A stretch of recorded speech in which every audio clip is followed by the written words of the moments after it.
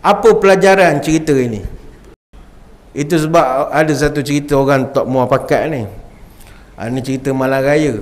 Tuan-tuan mungkin pernah dengar cerita ni. Ada satu budak malam raya, dia test baju Melayu. Dia tengok seluar dia labuh lebih daripada buku lali. Dia pergi ke dapur, mak dia tengah sibuk buat kuih. Mak, seluar adik labuh sinci, boleh tak potong kerat sinci? Mak dia marah lah. Awak tak nampak mak ni ada kerja? Bukan tak ada kerja lah Mak dia pom-pam senapas lah marahkan anak dia. Budak ni ayalah dah kena marah, minta tolong kakak. Kak, seluar adik ni labuh, boleh tak potong sinci?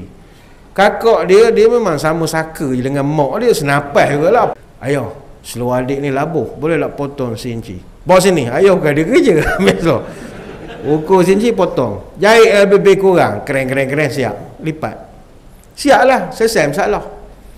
Tengah malam, mak lepas ngemas dapur, teringat, Allah sian anak aku.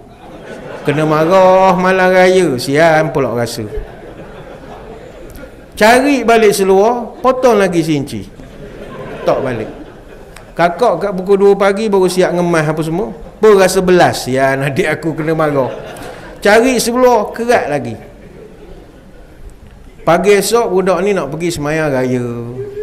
Dia pakai seluar tu paras lutut. Menangis tak nak pergi sembahyang. Apa pelajaran cerita ini? Pelajarannya adalah bila kita buat kerja, walaupun ikut misi, visi dan objektif yang ditetapkan, tapi kalau tak pakat, rosak.